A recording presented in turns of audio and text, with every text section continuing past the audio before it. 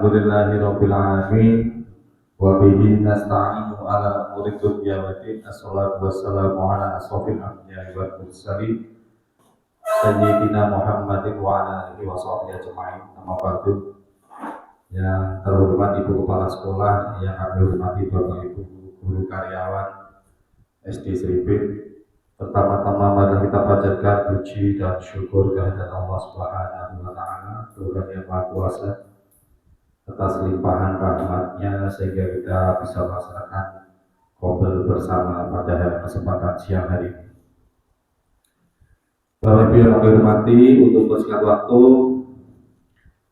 langsung saja. Jadi untuk qobel di kesempatan hari Jumat tanggal 1 Maret tahun 2024 ini kita akan belajar bersama tentang pengelolaan sumber daya sebagai aset atau kekuatan sekolah. Jadi Bapak Ibu, sebenarnya di lingkungan kita sendiri itu sebenarnya banyak sekali aset-aset atau sumber daya yang bisa kita manfaatkan dengan tujuan untuk meningkatkan kinerja kita, meningkatkan hasil daya kita di sekolah. Untuk yang pertama, jadi sekolah itu beratkan sebagai sebuah ekosistem. Ada unsur hidup dan ada unsur tak hidup, ada unsur biotik dan ada unsur abiotik. Nah, di sekolah sebagai guru, sebagai kepala sekolah, kita harus bisa memanfaatkan unsur-unsur itu sebagai kekuatan kita untuk melaksanakan berbagai kegiatan yang ada di sekolah. Bisa misalnya PPDB, bisa sifatnya kegiatan-kegiatan ekstra dan lain-lain. Jadi untuk abiotik sendiri ini faktor tak hidup. Jadi misalnya ada keuangan, sarana prasarana, lingkungan tanah, dan faktor biotiknya ini ada murid, kepala sekolah dan lain-lain, semua yang berkaitan dengan manusia. Ini lingkungan sekolah sebagai sebuah ekosistem, memandangnya seperti itu. Nah, ketika kita mendapat sebuah tantangan Bapak Ibu, di sekolah tentu saja tidak ada yang berjalan mulus. Pasti ada beberapa program atau tantangan yang harus kita hadapi. Nah, bagaimana cara memandang kita sebuah tantangan atau program-program itu menjadi sebuah tantangan yang positif? Ada dua pendekatan yang bisa dipakai. Jadi yang pertama, pendekatan berbasis kekurangan atau masalah. Jadi yang dilihat itu misalnya kita mau FLSN, wah muridnya nggak ada, itu masalah kekurangan. Wah ilmunya belum nyampe, itu masalah. Wah fasilitasnya nggak memenuhi, itu masalah kekurangan kita. Kita mau maju lomba OSN, materinya nggak ada, itu masalah. Nah, bagaimana memandang sebagai sebuah semua tantangan itu sebuah masalah. Tapi sebaliknya ada pendekatan yang memandang sebuah tantangan itu sebagai sebuah aset atau kekuatan. Nah, inilah perbedaannya. Jadi kalau sebuah tantangan atau program-program kegiatan itu dipandang sebagai sebuah berbasis kekurangan atau masalah atau sebuah hambatan, itu fokus hanya pada masalah saja. Wah kurang ini. Kita nggak usah ikut lomba, kita nggak usah ikut lomba drum band. Kenapa? Biayanya mahal, alatnya nggak ada, anak-anaknya cengeng, truknya nggak ada, dan itu semua masalah-masalah itu. Tetapi alhamdulillah kita besok hari Minggu kita melaksanakan lomba drum band tanpa memandang sebuah masalah, tapi memandang sebuah kekuatan. Apa itu? Ada kekuatan yang dari orang tua, finansial, kita dapat dukungan. Wah kita nggak punya drum band, kita nggak punya baju sewa, bisa. Uangnya dari mana? Nah itu membuat memandang sebuah kekuatan. Fokusnya pada aset atau kekuatan. Apa yang kita punya? Setiap sekolah nggak ada yang sempurna, semuanya tersedia, itu pasti tidak ada. Pasti ada sebuah masalah. Nah, kemudian perbedaan yang kedua, ini hanya muter-muter pada masalah utama. Wah, kalau gitu kita nggak usah ngadain lomba aja. Masalahnya banyak, kita itu nggak mampu, nggak mampu. Kita mandangnya seperti itu. Tapi yang satunya, kalau kita maju dan kita juara, kita akan punya satu prestasi sekolah. Wah, seribet juara lomba drum bertahun-tahun misalnya, atau seribet juara lomba futsal bertahun-tahun, atau seribet juara lomba prestasi UASN bertahun-tahun secara berturut-turut. Itu membayangkan hal-hal yang positif di masa depan. Yang tadi membayangkan sebuah kekurangan, yang satu membayangkan sebuah masa depan. Nah, yang ketiga, ini hanya mengidentifikasi kebutuhan kekurangan, selalu bertanya apa yang kurang gitu ya. Mau lomba drum, wah yang kurang seliwir-seliwir, wah yang kurang bendera, wah yang kurang rasa sih doa, loh banget ternyata capek saya.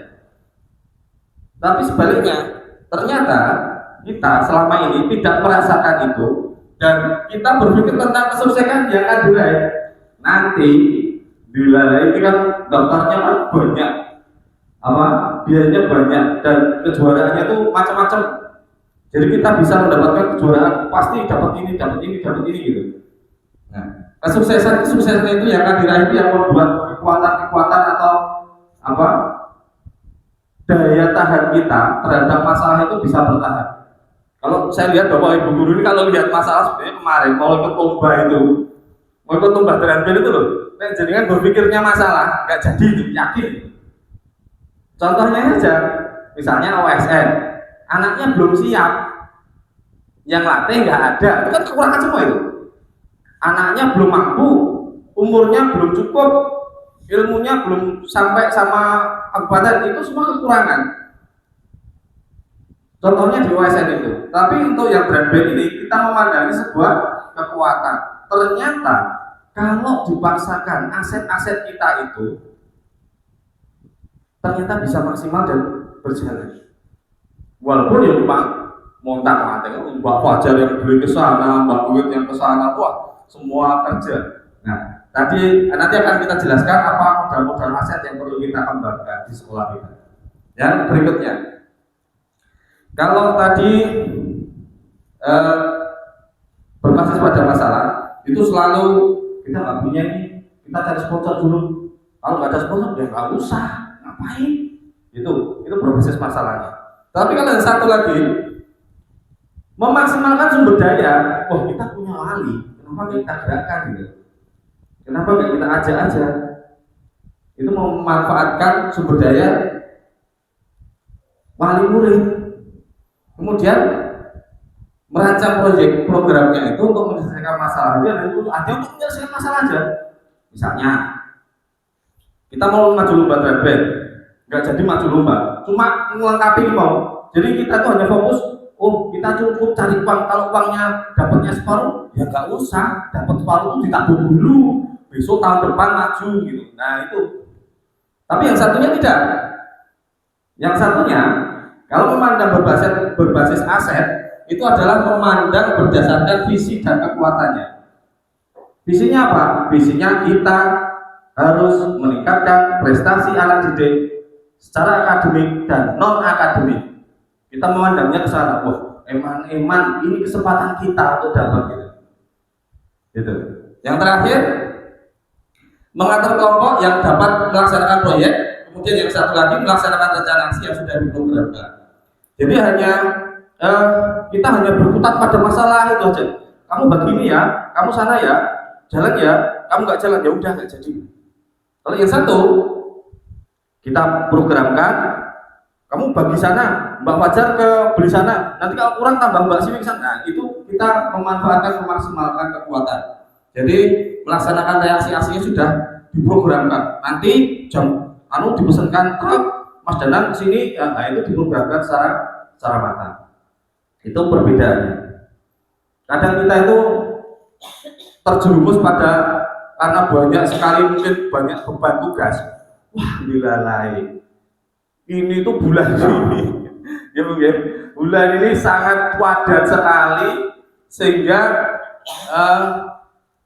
kalau kita itu maju lomba ini, maju OSN, maju FLSN, maju ini persiapan anak baru ujian, wah rasanya itu kayak kepala itu penuh gitu. Akhirnya kita modal, kita kayak nggak mampu deh. Akhirnya apa? Ya nggak jadi. Kita tidak bisa memaksimalkan sumber daya kita. Oke, yang berikutnya ada sebuah pendekatan ABCD, Assessment Based Community Development. Jadi pendekatan komunitas berbasis aset atau biasa disebut dengan PKBA.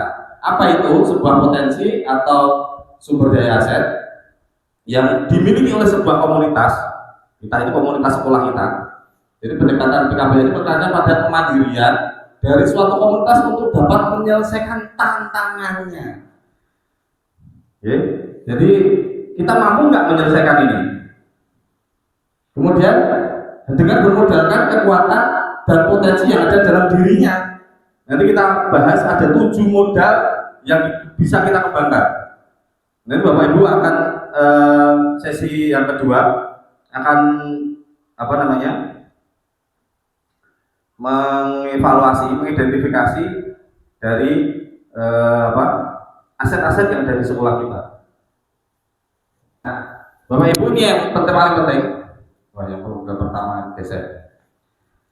Ini ada 7 modal utama yang merupakan salah satu alat yang dapat menemukan sumber daya yang menjadi aset sekolah. Yang pertama yaitu modal manusia. Kita ini punya ASN jumlahnya kira-kira 10 ya. Totalnya 12 tendik, guru dan tendik. Itu adalah submodal kita. Pak Danang, spesialis di olahraga, upacara, Gusti spesialis di laporan, Bu Irma spesialis di aplikasi. Itu aset-aset kita. Di sekolah yang besar, semakin banyak asetnya, semakin banyak bisa dikembangkan. Itu modal manusianya. Jadi sumber daya manusia yang berkualitas, inventaris perorangan yang dapat dikelompokkan, ya. Dari apa yang bisa kamu ambil, apa yang bisa kamu manfaatkan dari manusia-manusia yang ada di sekolah itu gitu. Guru-guru tekniknya itu spesialnya apa? Oh, Bu Siwi ada nggak ini? Bu Siwi Bu Siwi itu mungkin aset kita, jangan terus ketawa. Bu Siwi itu aset kita. Aset kalau nggak ada Bu Siwi mungkin nggak ada yang peluk-peluk atau masak atau ya, mungkin memang passionnya begitu ya. Mungkin Bu Sita itu passionnya apa, itu mungkin belum kita masuk. Itu passionnya bahasa Jawa dan matematika. Bu Fajar passionnya apa gitu. Nah, aset-aset itu yang harus kita kembangkan, kita maksimalkan. Kemudian yang kedua Bapak Ibu, yang kedua adalah modal sosial. Nah, modal sosial ini adalah network, jaringan sosial yang ada di lingkungan. Jadi modal sosial itu dimaknai sebagai norma atau aturan yang mengikat warga masyarakatnya. Misalnya, ya, ini ada kesamaan profesi, kesamaan keyakinan, kesamaan hobi. Misalnya, ada komunitas di lingkungan kita, PGRI, ada komunitas di lingkungan kita Karang Taruna. Itu bisa kita manfaatkan sebenarnya. Itu aset sekolah kita. Dan walaupun kita itu belum maksimal, kita itu sebenarnya asetnya banyak, aset sosial aja banyak untuk mengembangkan itu. Ya, dari manusianya belum maksimal, sosialnya belum maksimal, jadi masih banyak sekali yang bisa kita kembangkan untuk memaksimalkan sekolah Sribil ini. Sribil itu orang berkembang, orang itu kabeh ngomong-ngomongan kan tidak mungkin, belum dimaksimalkan. Kita harus mengupas aset-aset itu, membongkar aset-aset. Wah, Bu Fajar spesialisnya ngaji, TPA digerakkan, Bu Irma spesialisnya nyanyi, ekstranya musik digerakkan, Pak Sumit ini ekstra Jawanya luar biasa, bahasa Jawanya luar biasa, belum kita gerakkan. Nah itu belum kita maksimalkan seperti itu. Nah itu yang sosial juga sama. Jadi ikatan-ikatan, kesamaan profesi, kesamaan keyakinan, kesamaan hobi, lingkungan sosial di masyarakat itu belum kita maksimalkan, belum kita minta tolong. Pernah Pak? Tahunan kita kerjasama yuk gitu, kan belum gitu. Atau Pak RT, Pak Dukung kita kerjasama dalam bidang ini. Misalnya pemanfaatan ini, yuk kita pengajian bareng bagi yang muslim ini dimanfaatkan untuk pengajian RT lapangan kita, itu termasuk jenis modal sosial. Oke, yang selanjutnya adalah modal politik. Mungkin kita sudah maksimal, kita sudah pakai, tapi belum maksimal. Apa itu modal politik? Yaitu berkaitan dengan kekuasaan dan kebijakan. Misalnya kita MOU dengan polsek, MOU dengan kelurahan, MOU dengan puskesmas. Jadi modal-modal politik seperti itu. Tujuannya apa? Tujuannya ketika kita membutuhkan kelurahan, kecamatan dalam hal misalnya penyuluhan, dalam hal misalnya pengusulan dana, kita lebih mudah. Itu modal politiknya. Coba bayangkan kalau kita tidak mempererat hubungan kita dengan lembaga-lembaga politik yang ada di sekitar kita.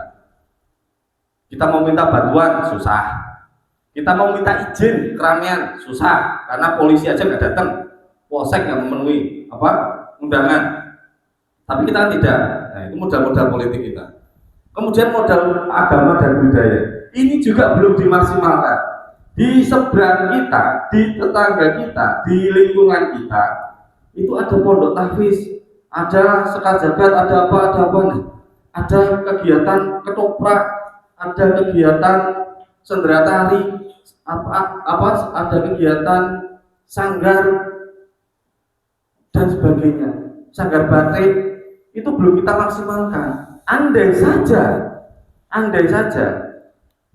Jadi lembaga-lembaga tadi kita rekrut, kita kerjasama dengan mereka, kita sebenarnya sudah mempunyai aset yang luar biasa dan tidak perlu membayar berlebih untuk misalnya proses pelatihan batik, proses latihan drama. Kita bisa kerjasama dengan tim ketoprak Mulyo Dadi, itu seperti itu. Jadi kita belum memaksimalkan. Oke, yang selanjutnya adalah modal fisik. Nah, Sribit ini kebetulan di pinggiran dusun. Ya, ini ada dua kelompok, yaitu bangunan untuk kelas, lokasi, laboratorium pertemuan. Alhamdulillah, kita syukuri SD Sribit sudah memenuhi. Lab punya, lab komputer punya, UKS standar, gudang ada, kantin memenuhi, dan kita sudah buktikan kemarin ketika lomba sekolah sehat semuanya standar, masuk. Halaman pun memenuhi, halaman upacara memenuhi, semua memenuhi. Jumlah kamar mandi memenuhi. Itu adalah modal-modal fisik kita. Apa ada yang tidak memenuhi? Banyak. Bahkan kemarin waktu tryout SPD, labnya itu numpang di kantor, ada yang numpang di perpus, lesehan, habis itu bongkar copoti. Hari biasa dipakai buat perpus, hari itu dipakai untuk ujian. Bersyukur kita punya lab khusus yang kita bisa manfaatkan, tidak hanya untuk ujian ini Bapak Ibu. Oke? Bisa kita manfaatkan modal fisik itu misalnya untuk pembelajaran. Bisa pakai Chromebook, anak-anak satu-satu atau satu meja dua, bisa kita maksimalkan. Itu adalah modal fisik.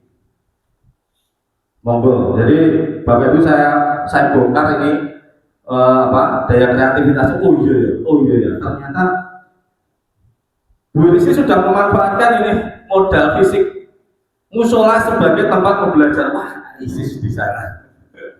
Ternyata enak gitu. Nanti kalau itu sudah gazebo-nya jadi, bisa kita jadikan tempat taman baca. Jadi bayangan saya itu di situ ada gazebo yang besar, satu lagi yang tengah.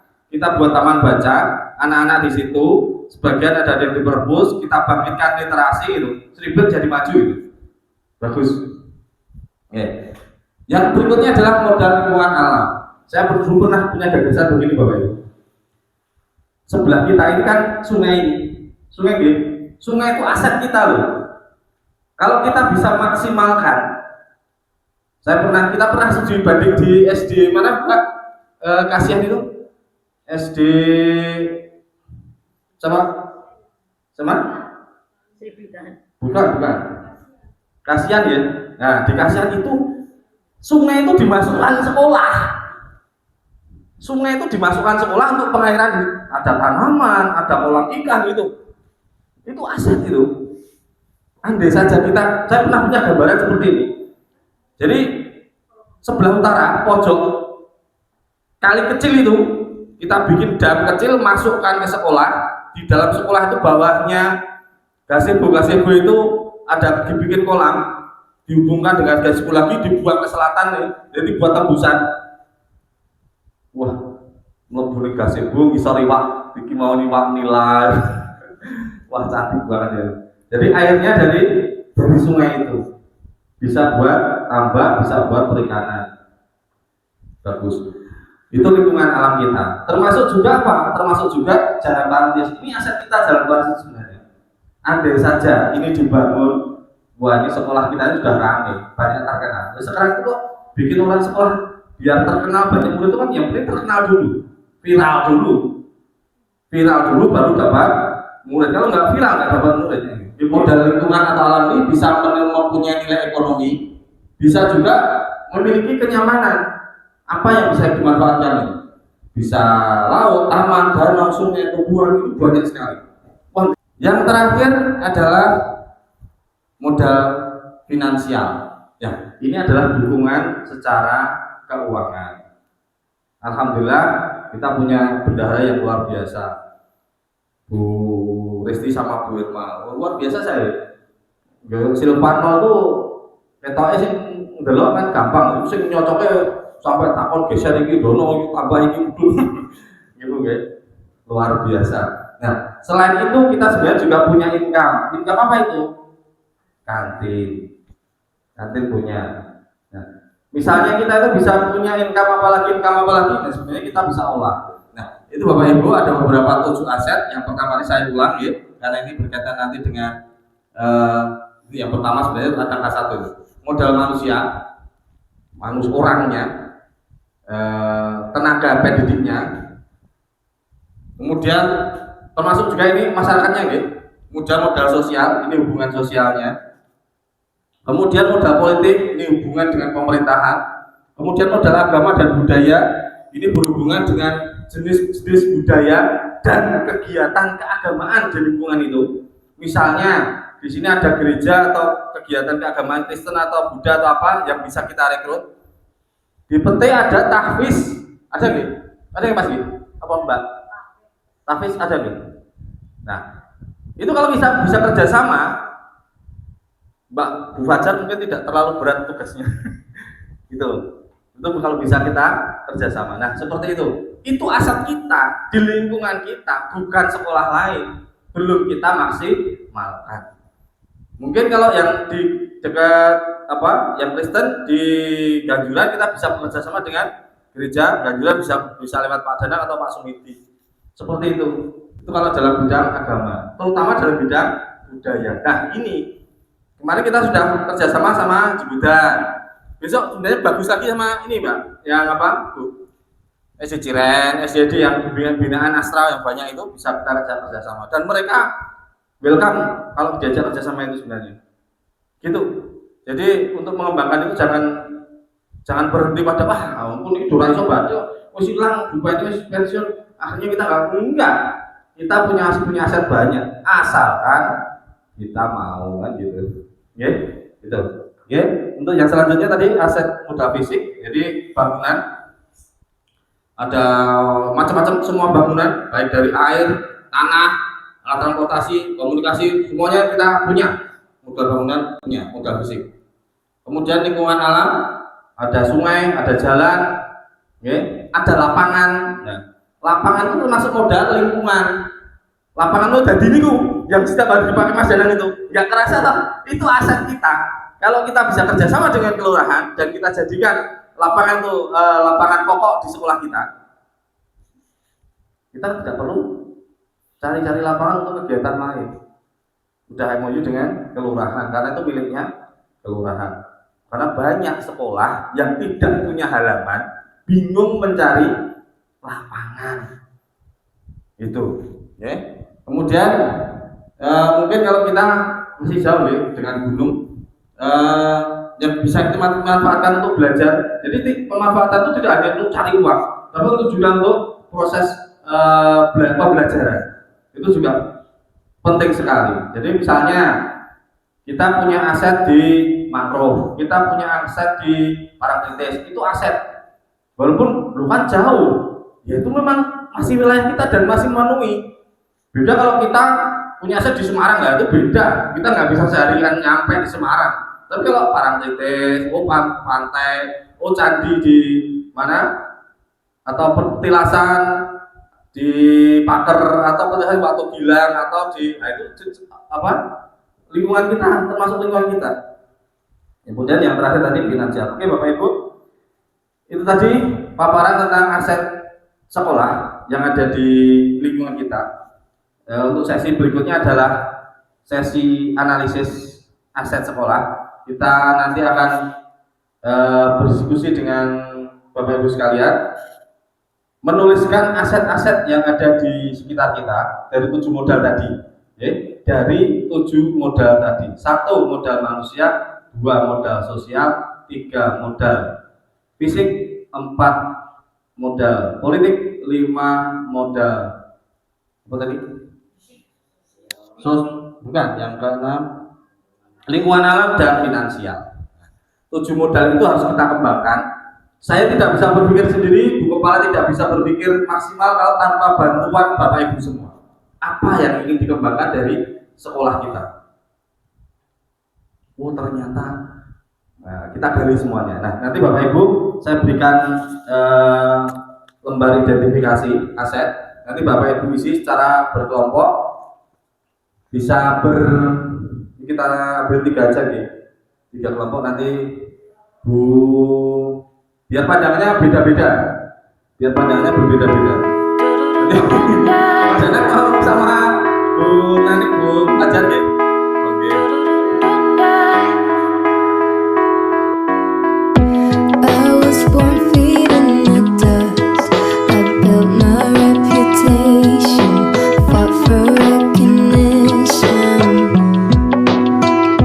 I was raised an underdog, would take any evasion and without hesitation.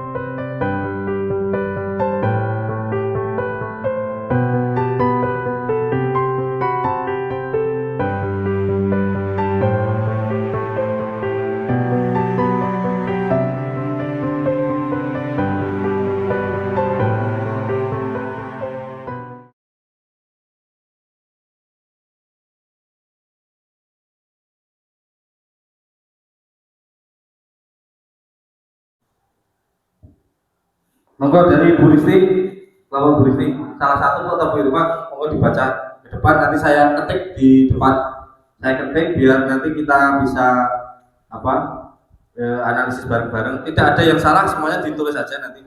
Itu Ibu, monggo Bu. Biar mempercepat waktu, jadi jam 3 selesai, sebelum jam 3 selesai. Monggo, saya yang ketik.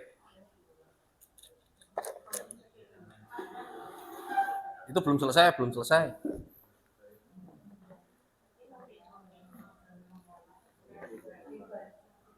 Dibaca aja.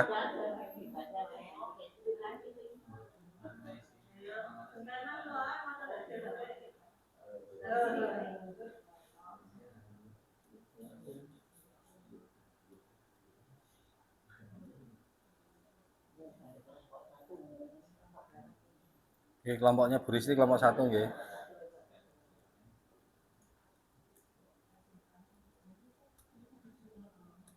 Yang pertama dari Assalamualaikum warahmatullahi wabarakatuh. Waalaikumsalam warahmatullahi wabarakatuh. Enggak apa-apa, ben mantep ya. Calon Bu pengawas monggo.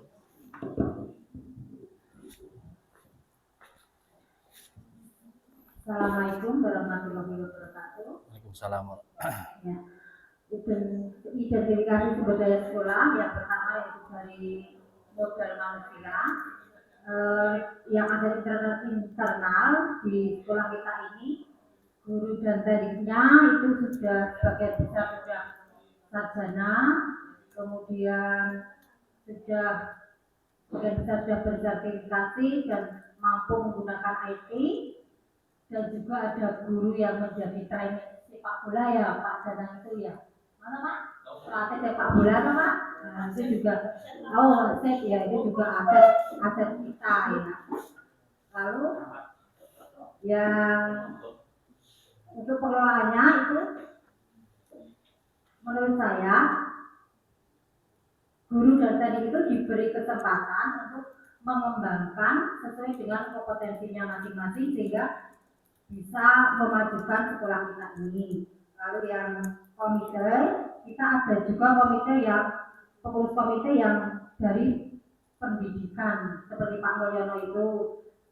Nah, Ini eksternal nggih atau internal nulisnya? itu yang eksternal. Eksternal nggih. Ya. Nggih.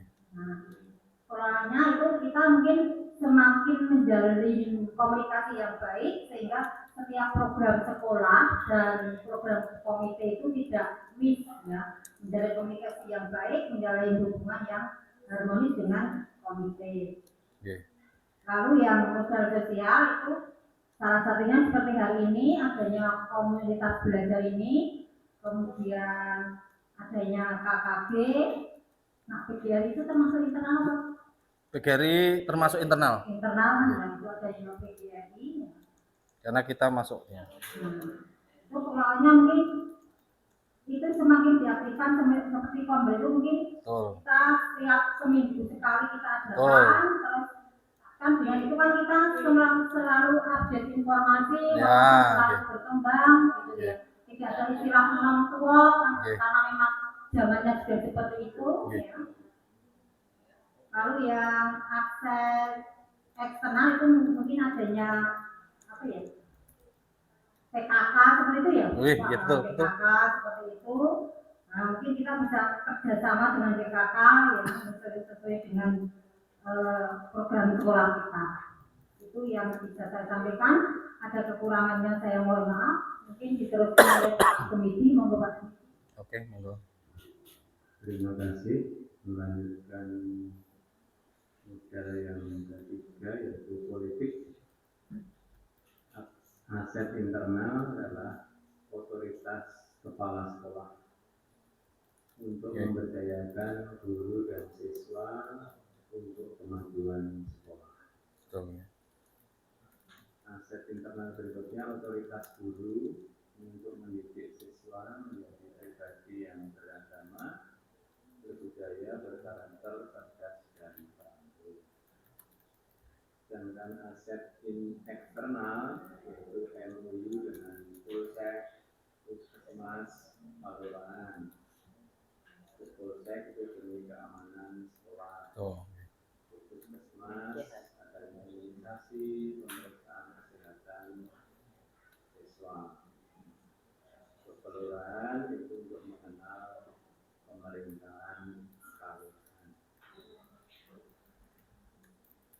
Sedangkan modal agama dan budaya itu aset internal, adanya pengajian atau pendalaman iman.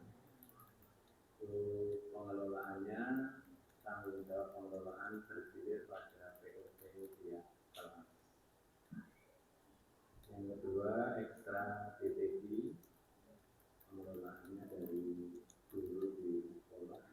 Dan ada bantuan dari adiknya Bu Hajar.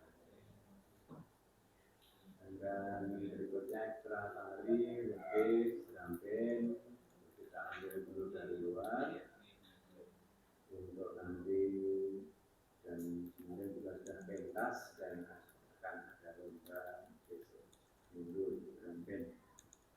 Yang keempat, aset internal itu sekolah batik dengan adanya pelajaran batik dan praktek membatik. Aset eksternal Tadi terang.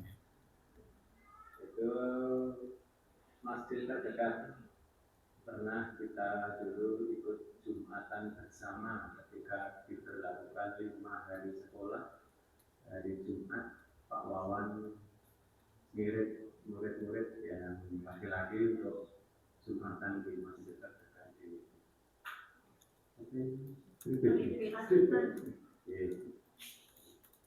Yang kedua, di kita sini juga ada pendopo padang zakat. Itu mungkin kita juga bisa belajar bersama tentang agama Islam, perbana, hadroh, untuk menambah wawasan.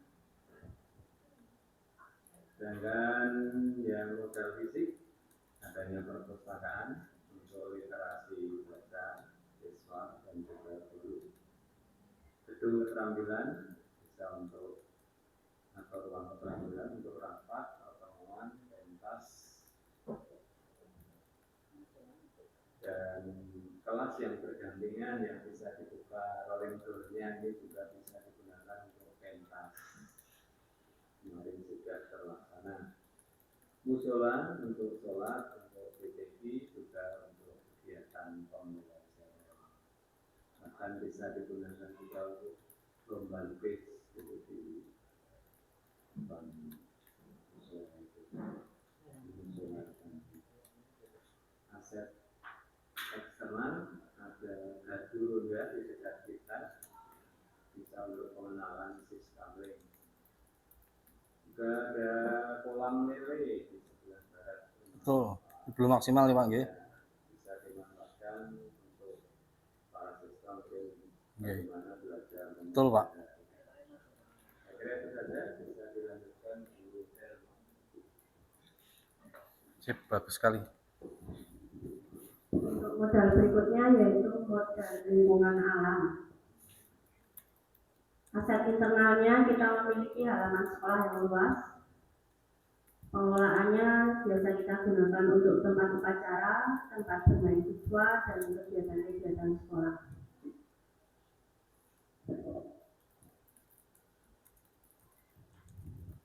Kemudian ada pohon-pohon perindang di lingkungan kita sudah lumayan banyak ditanami pohon.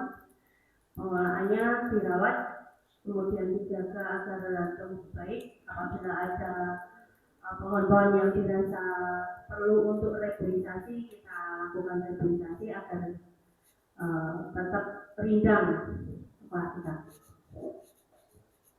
Kemudian udara bersih karena kita alhamdulillah tinggal di pedesaan, mepet dengan sawah ya, yang setiap paginya udaranya saya rasa segar ini. Jadi kita harus menjaga kualitasnya dengan selalu menjaga pepohonan yang ada di sekitar kita. Syukur bisa menambah lagi dengan tidak menciptakan polusi udara terutama. Kemudian ada gazebo yang sudah kita miliki, ada 2, itu kita manfaatkan lagi untuk taman baca kalau misalnya nanti memungkinkan. Kemudian untuk kegiatan-kegiatan warga sekolah misalnya. untuk diskusi, untuk kegiatan pembelajaran dan sebagainya. Kemudian taman kita itu sebenarnya banyak ya. Kita sebenarnya bisa membuat taman-taman di depan kelas. Bisa kita tanami dengan tanaman-tanaman yang indah supaya bisa menambah keindahan, atau bisa kita tanami dengan tanaman-tanaman yang mendukung proses pembelajaran, atau tanaman yang bisa misalnya contohnya itu ya pewarna batik itu kan sebenarnya udah ada tuh itu di sana kemarin ditanam, tapi belum kita rawat dengan maksimal, jadi belum dimanfaatkan. Bagus. Terus untuk eksternalnya kita memiliki 2 sungai kecil yang ada di timur sekolah dan sungai yang lebih besar lagi yang ada di timur sana. Itu bisa kita manfaatkan untuk mendukung proses pembelajaran. Misalnya kita mau mengenalkan lingkungan alam sekitar, kita bisa mengajak anak dekat dengan sungai.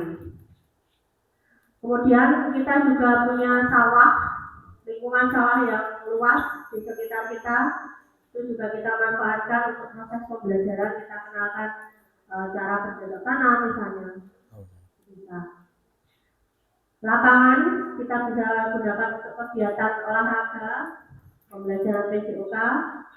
Kemudian lebih jauh lagi kita bisa ke embung, misalnya kita bisa bersepeda ke sana, melakukan rekreasi ringan, atau ke pantai yang lebih jauh lagi untuk objek-objek pembelajaran luar sekolah. Ya, bagus. Kemudian jalan lebar, kayak jalan yang ada di desa kita, alhamdulillah sudah jalan yang terblok ya, rata atau bahkan aspal. Itu bahkan walaupun cuma di tengah desa, tapi alhamdulillah jalanan kita sudah jalanan yang bagus. Ya. Dan jalan utama, jalan Parangtritis. Itu untuk mendukung akses sarana transportasi. Jadi kita bisa mengunggulkan bahwa sekolah kita itu mudah untuk dijangkau, bahkan dimasuki untuk kendaraan-kendaraan besar seperti bus saja kita bisa masuk sampai di depan sekolah kita. Nah itu nilai plus sendiri. Karena tidak semua sekolah dijangkau. Bisa dijangkau dengan itu. Kemudian untuk berikutnya modal finansial.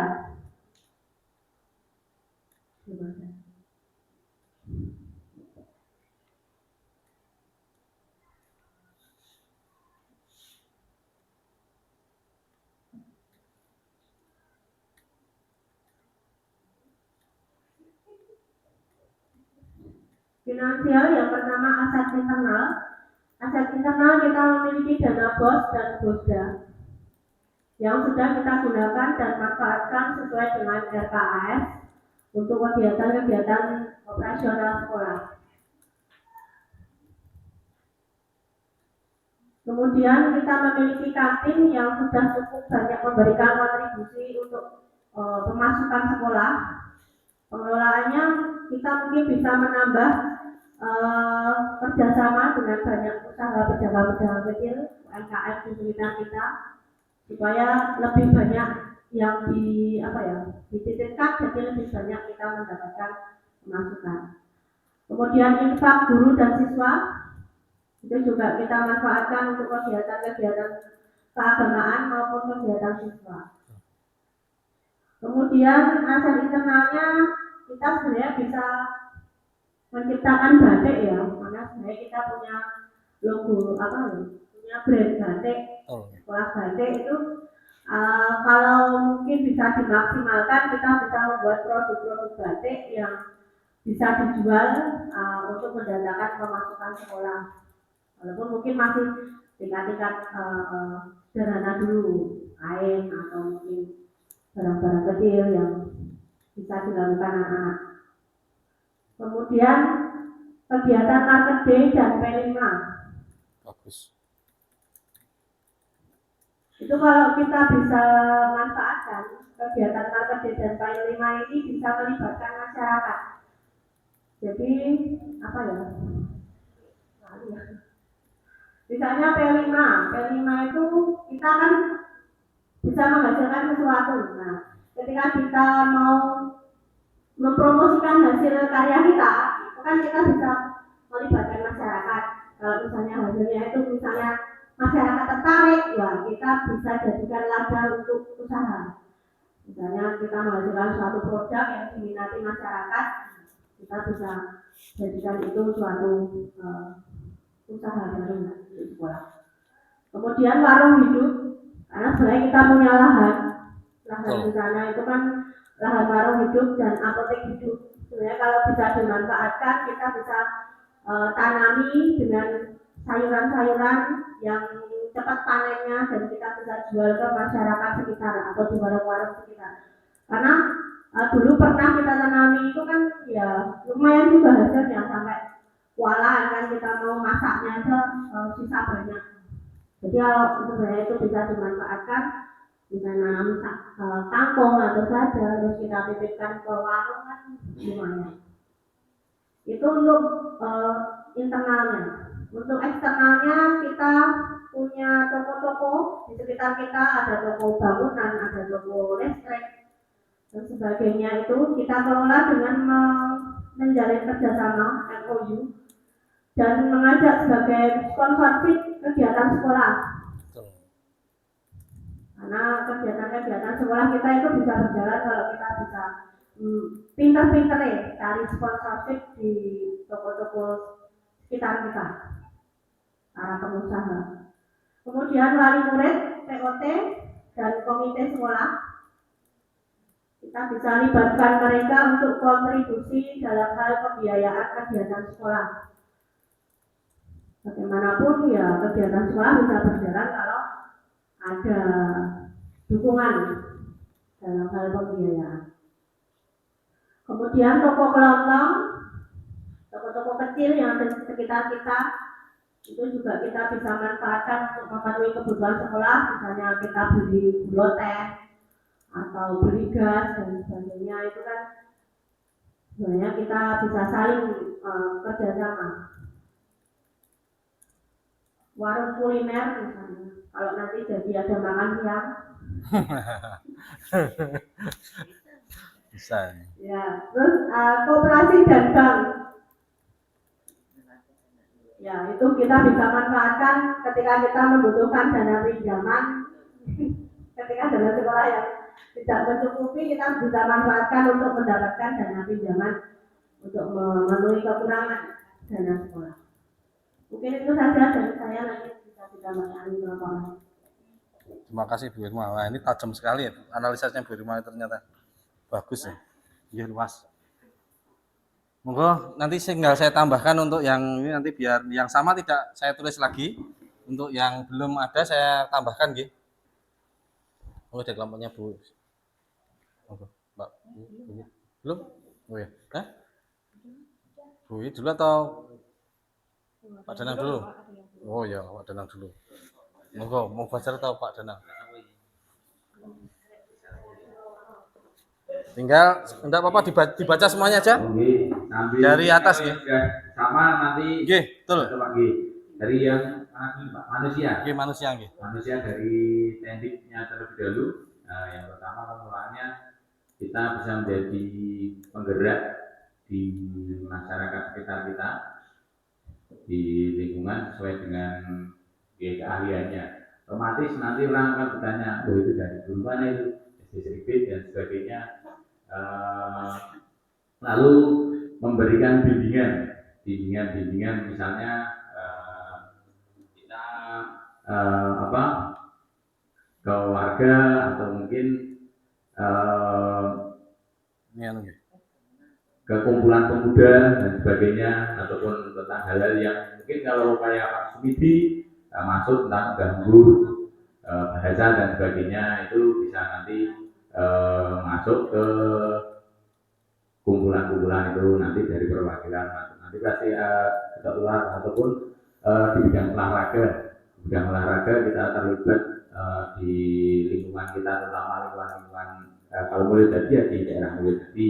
Misal itu dari yang dia agama ataupun dari olahraga. Ibu Fajar mungkin bisa aktif di TPA dan sebagainya.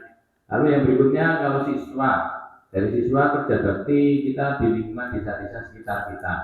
Kita mungkin mengadakan beberapa kali tidak hanya di sekolah kita, Betul sekali. tapi nantian mungkin kita komunikasi dengan Pak Dukuh atau RT nanti Betul sekali, mana Pak. tempat yang bisa kita untuk bersihkan. Betul. Nah, nanti otomatis warga PKO atau apa itu. Jadi kita programkan ya Pak ya. sekolahku ini asribit Betul sekali. nanti yang anak kecil mesti download gitu. Jadi mungkin kita bisa apa namanya bawa keranjang ke sampah gitu ya. Ke lingkungan kelurahan atau mana gitu. Bagus sekali. Yang potensi murid kita terus yang paling penting didokumentasikan, Betul. kita pilihkan. Betul. Oke. Ya, percobaan. Ya, kita belajar belajar kebersihan juga belajar mengolah sampah gitu Pak. Memilah dan mengolah sampah. Bagus Pak. Terus yang berikutnya selalu mengajarkan anak kita untuk aktif di kegiatan sosial. Terbukti tidak terbukti Pak. SD Seribit kalau di dusun saya di Pakar ini sebagai leader semua. Anak-anaknya bisa bosok di desa. Nah, tentu tak bandingkan dengan SD yang lain itu bisa terlihat. Makanya ya dari kita menanamkan anak kalau di desa harus bisa menjadi anak yang istilahnya punya attitude yang bagus. Ya, kemarin dan kita sebagai guru mungkin ya, itu pasti juga ya hanya memberikan kita tidak bisa untuk memberikan anak itu di sosial menjadi orang yang menjadi contoh. Otomatis kita hanya sedikit itu nanti adik kelasnya atau anak-anak kecil yang lainnya juga nanti akan termotivasi. Lalu yang berikutnya yang dari eksternal, infometer ini publikasi ke masyarakat umum melalui media sosial. Kita sudah melakukan seperti Pak Riyoto membantu kita mempublikasikan di TVRI, terus kita mengajak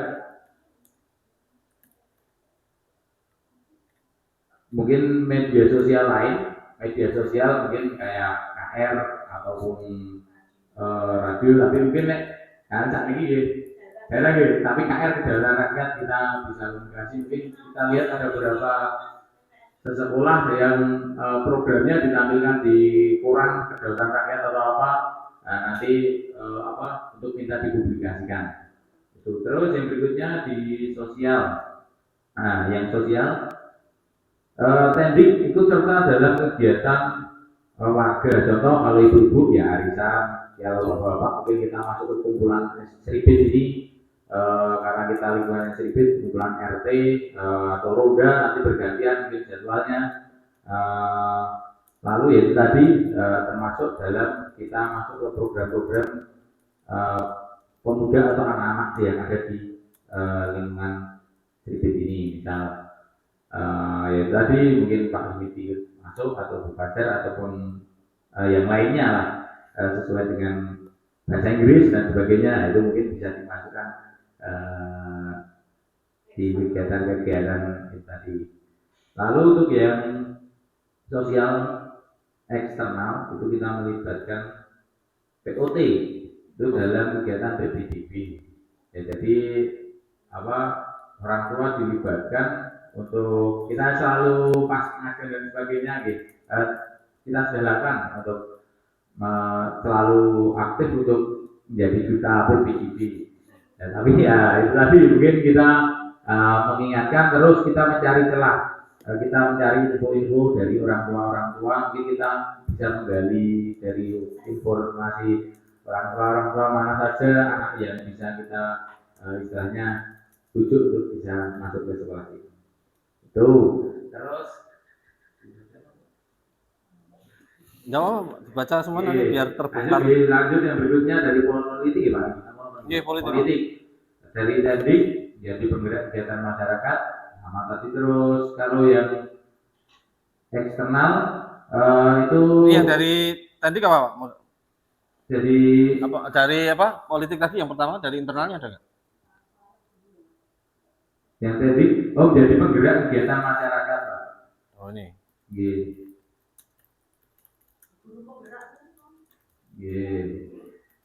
Semakin seperti Pak Wan misal banyak yang apa berprestasi atau apa, nah, itu nanti untuk menjadi apa motivasi ataupun jadi apa ya,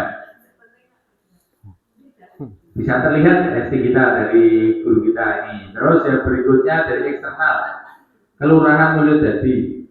Nah ini kita aktif tanya terhadap kegiatan yang dilakukan program Mulyodadi Kelurahan itu kadang berubah-ubah setiap tahunnya. Kadang aktif mengikuti. ada pas kegiatan sosial, ada yang budaya, itu mungkin Pak Cawan nanti juga sudah menyampaikan, misal pas kebetulan Mulyodadi itu punya program budaya, kita nimbrung mungkin ya itu tadi ikut melibatkan siswa kita di kegiatan yang sesuai programnya, misal akan mengadakan peta sari, berarti kita ikut nimbrung apakah ada celah untuk kita untuk ikut di peta sari tersebut ataupun kegiatan budaya lainnya, itu dengan aktif tanya kegiatan ataupun bertanya dengan kegiatan program kelurahan. Otomatis nanti kita juga akan dilihat masyarakat umum. Lalu dari TNI Polri, pembinaan upacara, penanaman tentang kenegaraan. Lalu Puskesmas, nama untuk menjaga kesehatan warga sekolah.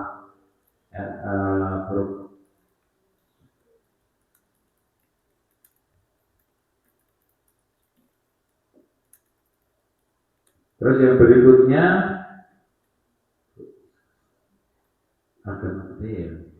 agama budaya trending, yaitu penggunaan bahasa Jawa. Nanti Pak Sumidi sebagai ahlinya juga bisa membantu mengajarkan ke guru-guru Pak juga, terutama guru-guru ya, karena saya sendiri juga nih bosol itu gitu sih, waduh nggak nyoba loh, mungkin Pak Sumidi bisa mengajarkan kita dan tidak usah malu Pak untuk menegur. Jadi kadang kita ini sok pinggir Pak, itu pakai bahasa yang waduh sok membacanya diri. Mulai kadang sok orang itu Pak, jadi mungkin diadakan kegiatan latihan berbahasa. Gitu Pak Anu, mungkin kita agendakan Pak bahasa Jawa, terus nanti Pak Widi atau ngomong jadi auditor MC Jawa itu apa? Coba. Kita pribadi, MC Jawa secara bener itu aja udah luar biasa loh. soalnya kadang kita sebagai guru itu Di masyarakat pasti pakai gitu pasti. Ada Pak itu yang paling itu luar biasa ini. itu palitan sekali ya. Itu terus jadi kadang kurang percaya diri itu berbahasa. Itu di guru dulu, lalu otomatis kalau kita juga baca yang nanti kita menanyakan ke anak-anak. Mungkin berapa hari Kamis Pahing atau Kamis tadi. Nah itu nanti kita programan wajib berbahasa Jawa. Nanti diberi pelajaran Pak Sumidi. Mungkin untuk masukan sebentar saya potong. Mungkin kedepannya seperti Kombel itu tidak harus seperti halnya pendidikan PMM atau enggak, seperti itu enggak. Jadi pendidikan bahasa Jawa pun bisa kita masukkan sebenarnya. Saya sebenarnya pengen menggali dan saya sudah beli beberapa buku bahasa Jawa MC jadi buku bahasa Jawa ternyata beda-beda semua Pak. Beda-beda semua. Yang saya pengen itu saya mau cari buku referensi bahasa Jawa tentang literasi bahasa Jawa yang benar gitu. Jadi saya pernah dikomplain MC Basa Jawa, dikomplain itu saya sering. Pandam-pandaming kamu dasik, pandam-pandaming itu bahasa mana? Kan ya. Itu kan hanya kita terlalu sering mendengar terus kita mengucapkan itu. Padahal di dalam bahasa Jawa sendiri belum tentu itu benar itu. Nah, kita mencari hal yang seperti itu yang kita bisa pakai dan kita bisa terapkan setiap hari itu. Kita butuh Pak itu. Kita aja moga Pak Danang. Itu jelas ya. Terus yang berikutnya tadi kalau endingnya terus siswa juga sama gitu, nanti selalu menekankan untuk bisa berbahasa Jawa di lingkungan rumahnya. Terus yang berikutnya yang eksternal, ini kita dengan Baitul Arham Peti melakukan kerjasama Arkom ya, pembinaan ekstra tapi Arkom. Nanti perusahaan saya juga bisa dampingi ngantar. Halo Nama nih untuk pengelola. apa pembinaan. Jadi kita Pembinaan, masuk oke. ke sana, Iya. belajar terus mungkin mengajak anak kita yang mungkin sebagai Oke, duta. betul sekali, betul sekali. Terus pada jagat bisa masuk kita harus asal misalnya kemana saja kita Iya, belajar betul. atau apa soal apa nih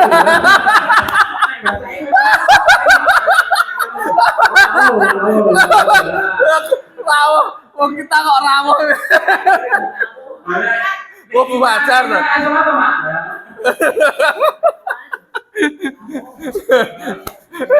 Ramai pak.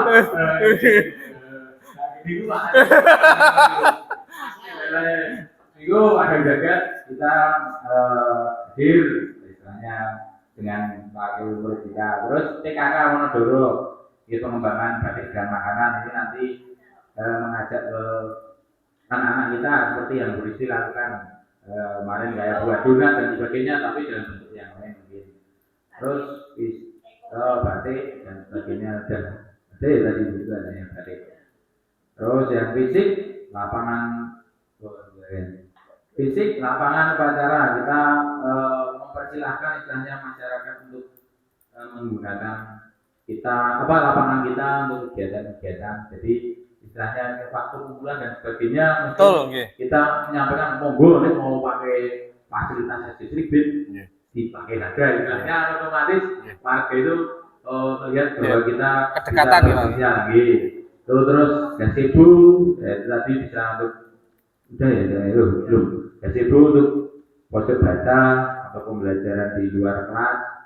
Terus musola sama kita gunakan kita promosikan ke warga masyarakat, misalnya digunakan untuk kegiatan-kegiatan kolam untuk budidaya ikan, lalu toga kita hidupkan lagi. Itu walaupun mungkin waktunya memang kalau kita tapi ya memanfaatkan siswa. Tapi betul sekali. Nyun sewu saya potong. Memang kita belum optimal karena kita itu sebenarnya ada aset siswa yang belum kita optimalkan. Nyatanya apa? Kita dulu mau cari teman Pak Karman, ternyata nggak jadi. Karena apa? Ada siswa yang membantu Pak Karman dan itu sudah berjalan dan itu berjalan baik gitu. Setiap pagi sebelum jam 7 sudah bersih.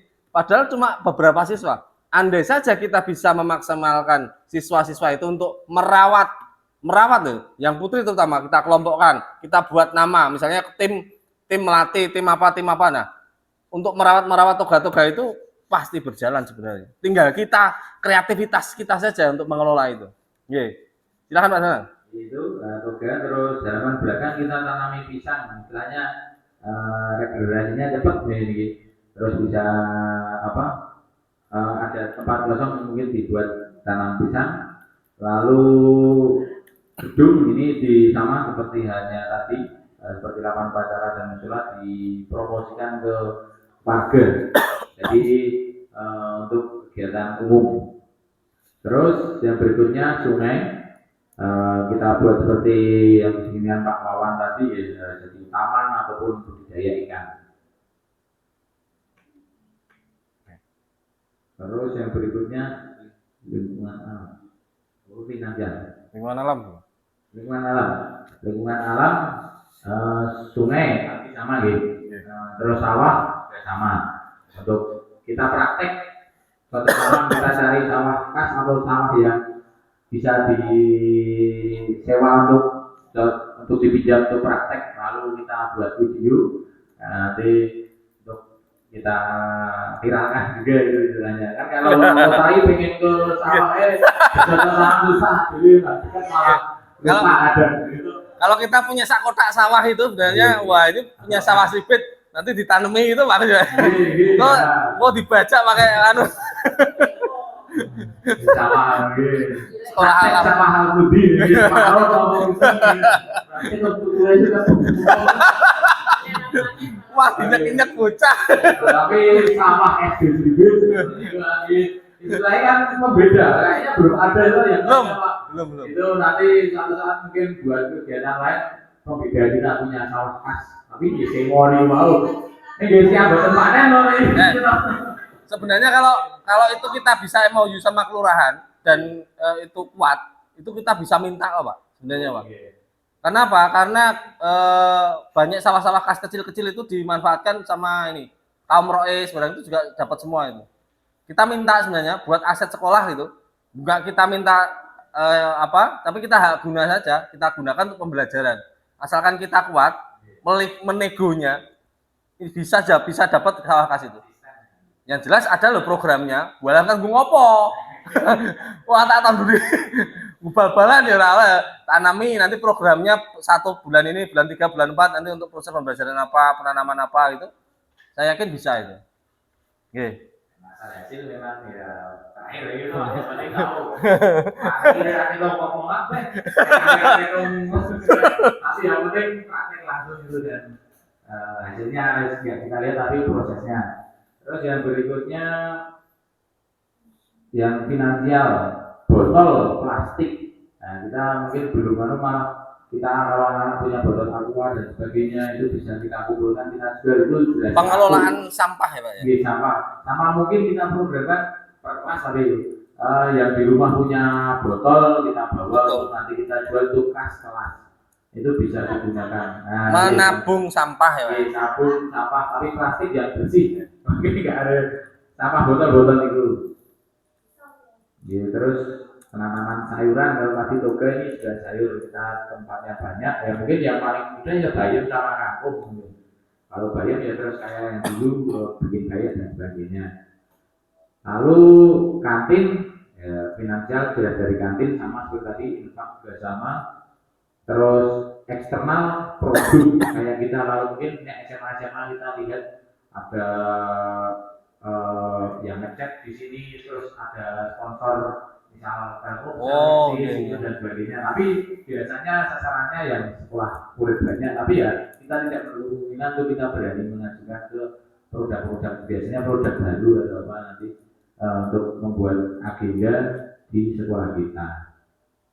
Terus POT kegiatan usaha mungkin ditawarkan POT yang punya plan ataupun punya gambaran usaha apa yang bisa tawarkan ke kita yang kita gali.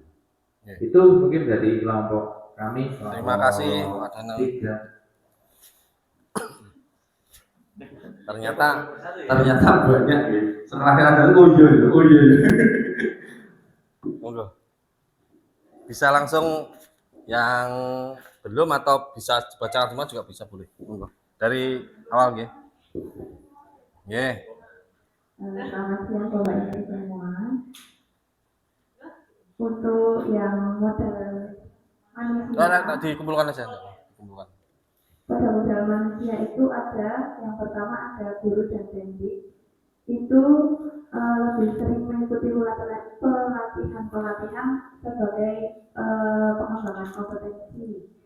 Kemudian siswa itu membuat kerajinan tangan yang bisa nanti yang akan disesuaikan dengan modal finansial, yaitu contohnya kemarin ketika batik itu anak-anak diminta untuk membuat gantungan kunci dan bros dari kain pecah yang motifnya batik. Ternyata anak-anak itu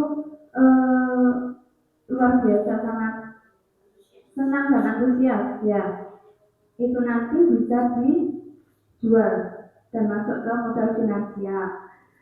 Kemudian dari aset eksternal, masyarakat sekitar itu sebagai sumber pendanaan alternatif atau kolaborasi untuk pengembangan sekolah. Lalu untuk yang kedua aset eksternalnya alumni. Pengelolaannya memberi motivasi pada siswa untuk belajar atau merancang menggapai cita-cita siswa di acara wisuda kelas 6 atau upacara bendera. Kemudian modal sosial yang pertama aset internalnya itu guru atau akademi seperti ini. Pengelolaannya guru dapat terlibat dalam kegiatan KKP baik di sekolah atau di luar sekolah. Yang di luar sekolah itu mungkin lebih diaktifkan kembali karena katanya kemarin itu sempat macet. Kemudian yang aset eksternal itu yang pertama masyarakat, kita bisa bekerja sama dengan TK dan SMP terdekat mengenai PPDB.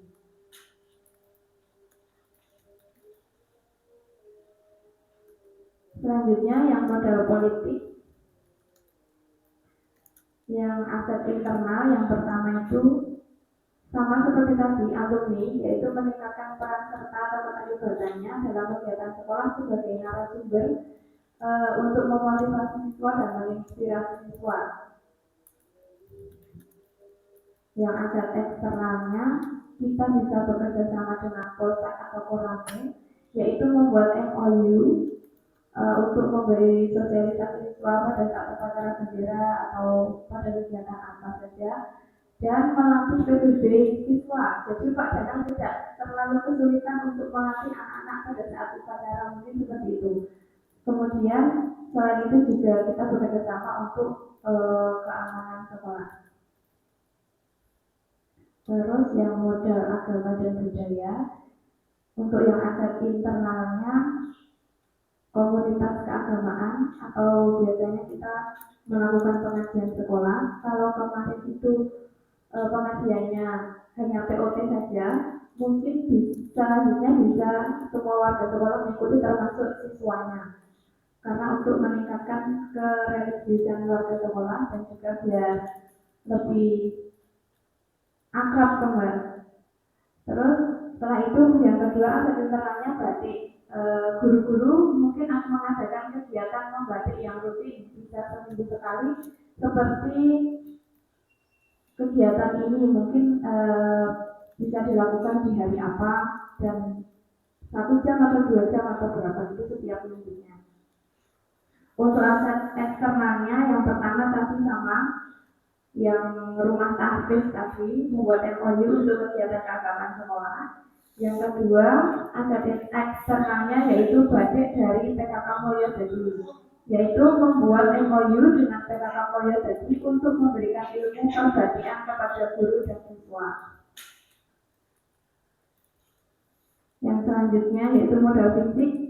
Yang pertama aset eksternal, aset internal, jalan masuk gerbang dari depan sampai sebelah kelas 3 itu mungkin besok bisa dicor blok suatu saat agar siswa dan warga sekolah lebih nyaman, aman apalagi ketika musim hujan biar tidak licin dan tidak jeblok.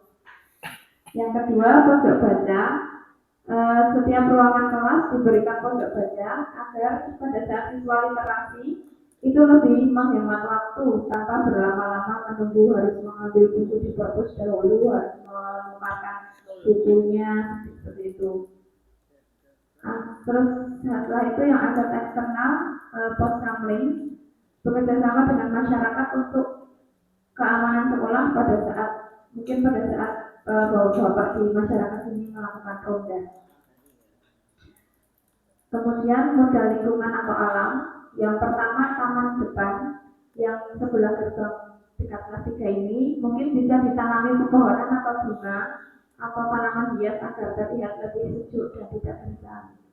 Yang selanjutnya, taman depan perpus itu bisa difungsikan kembali dengan menanam tanaman toga atau sayuran-sayuran yang dapat diolah kembali oleh warga sekolah ketika panen atau bisa kita jual ke masyarakat sekitar. Kemudian yang aset eksternalnya di lokasi sekolah yang berdekatan dengan alam, yaitu dengan sawah dan sungai. Mungkin dengan kedekatan lokasi kita dengan sawah dan sungai itu dapat kita gunakan untuk mengajak siswa melakukan pembelajaran di luar kelas, apalagi pada saat pelajaran IPA.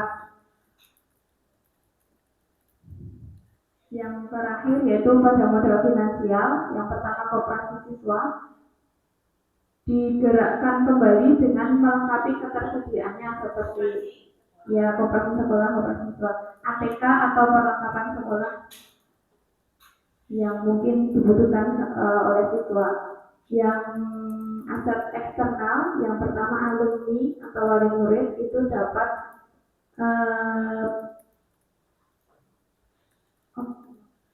pengelolaannya bisa untuk pembiayaan kegiatan sekolah.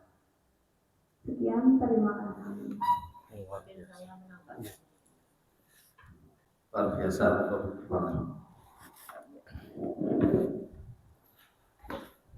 Terima kasih, langsung sambung saja ya. Iya. Waktu ternyata ya luar biasa sekali ya dengan adanya Kombel yang judulnya ini tadi sumber apa Mas? Sumber daya dan aset sebagai aset kekuatan sekolah. Seandainya Pak Wawan tidak mengadakan ini ya Kombel yang judulnya ini, kita tidak tahu bahwa semua guru-guru ini ternyata luar biasa sekali mempunyai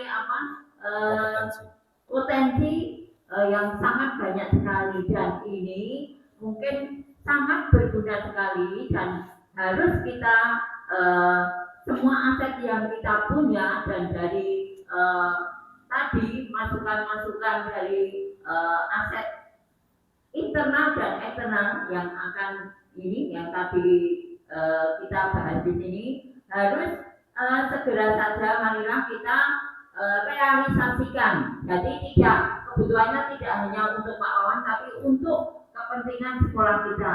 Karena apa? Karena kalau tidak direalisasikan dari semua semua aset yang kita punya, yang kita kita punya dan sangat banyak sekali manfaatnya. Karena apa? Karena sebelum kita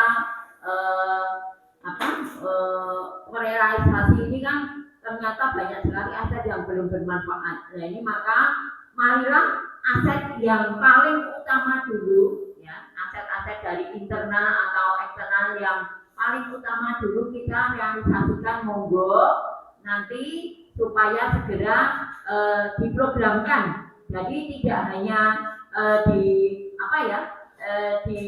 istilahnya ditulis tok diusul, tetapi harus kita programkan karena nanti ini juga berhubungan dengan dana ya. Jadi ada hubungannya dengan pembiayaan. Jadi untuk mengolah aset yang ada di sekolah ini kan perlu dana. Dan nanti makanya harus kita masukkan kalau bisa di RAKS. Jadi untuk direalisasikan terus dipetakan mana yang dilaksanakan lebih dulu atau mana yang diprioritaskan, misalnya tadi yang sederhana atau yang biayanya sedikit dulu, misalnya yang hanya menggunakan misalnya yang tentang tadi eksternal yang sosial budaya tadi kan bisa, misalnya anak-anak tadi untuk eksternal yang bahasa tadi kan kita bisa pembiasaan anak di pagi hari untuk 1 minggu itu misalnya seperti dulu hari Sabtu menggunakan bahasa Jawa. Nah ini kan dari bahasa Jawa yang sederhana misalnya saja hanya nggih, nuwun, nuwun sewu, matur nuwun, itu saja belum pernah saya itu mendengar dari siswa-siswa anak yang besar maupun yang kita. Jadi mohon nanti kita programkan misalnya untuk 1 minggu setiap hari Jumat atau hari Kamis kita gunakan Bapak Ibu guru dalam mengajar itu memakai bahasa Jawa. Itu sangat bagus. Selain berpakaian juga kita harus berbahasa Jawa juga untuk meningkatkan atau menggalakkan keistimewaan Yogyakarta. Nah ini yang perlu kita utamakan karena bahasa memang penting ya. Apa artinya wong Jawa nek ora iso basa Jawa, anak-anak kita itu sebenarnya adalah juga aset. Jadi bagaimana cara kita mengolah dan memanfaatkan aset yang ada, tentunya anak didik kita harus mempunyai modal yang baik biar nanti untuk unggulan kita di sekolah itu ada. Jadi salah satu misalnya kemarin tadi disebutkan Pak Wawan, unggulan kita di sini adalah batik ya Pak ya. Nanti 4 tahun, nggak sampai 4 tahun Pak, 1 tahun pun ini mungkin ambruk karena apa? Pelajarannya hanya pas pada waktu pelajaran ada batik saja. Padahal saya punya program 1 bulan atau 2 bulan sekali kita membatik bersama. guru sama murid menggunakan waktu 1 hari misalnya setengah hari atau berapa jam, tapi untuk membatik jadi bersama-sama dari kelas 1 sampai kelas 6 gitu loh. Jadi nanti ada semacam lebih sedikit lah daripada pelajaran yang lain. Jadi untuk unggulan itu bisa kita capai sesungguhnya ya. Nah itu sangat mudah ya. Gurunya saja kan pada waktu praktek nggak ada yang ini, misalnya saya sendiri saja nggak istilahnya kurang dalam ilmu batik. Itu saja mungkin Pak Wawan, sangat bermanfaat sekali untuk pertemuan hari ini. Kita agendakan untuk selanjutnya direalisasikan monggo buku sidik di ini. Tidak semua buku sidik, semua ya apa ya Mas ya tadi sedikit demi sedikit mari kita laksanakan bersama untuk peningkatan sekolah kita SDGs. Monggo. Terima kasih Ibu Kepala yang sudah memberikan kesimpulan dari kegiatan kita hari ini Bapak Ibu. Kita rencanakan untuk ngobrol ke depan kita buat program. Jadi apa yang sudah kita gali tadi, saya nanti susun, saya sederhanakan, kemudian kita petakan. Oh misalnya batik kita buat program apa ini? Oh untuk kegiatan pengelolaan sampah kita buat program apa ini? Untuk kerjasama dengan kelurahan kita buat program apa? Jadi program A, B, C, D, D. Nah itu kita jadwalkan kalau sudah. Itu ide-ide yang dari Bapak Ibu tadi kita gali, kita tetapkan sebagai program. Kalau sudah tetapkan sebagai program, ya kita laksanakan bersama. Ya, itu justru akan memberikan nilai plus tadi yang seperti es jumbo manis dan kental tadi ya Bu ya. Es lenyit ya buatan payu Bu, nah buatan telak biru kental kita. Wong ado-ado tekan ganjuran ya terima tuh kuning kalau larang mana daripada sewu gitu. Itu ya dari nilai plus itu nanti kita akan perlahan-lahan akan bangkit. Bapak Ibu, sebenarnya ini tidak hanya sebatas sebagai wacana saja atau sebagai tugas saya, bukan sebenarnya sebagai itu, tetapi sebagai saya ditugaskan sebagai guru penggerak untuk mendobrak kekuatan ada tapi belum terbongkar kan begitu. Sudah ada, saya tidak bikin, jadi kan sudah ada. Tinggal monggo toh dibangun kembali, kita hidupkan kembali, kita gali kembali, kita manfaatkan kembali, kita aktifkan kembali sehingga sekolah ini menjadi sekolah yang unggulan.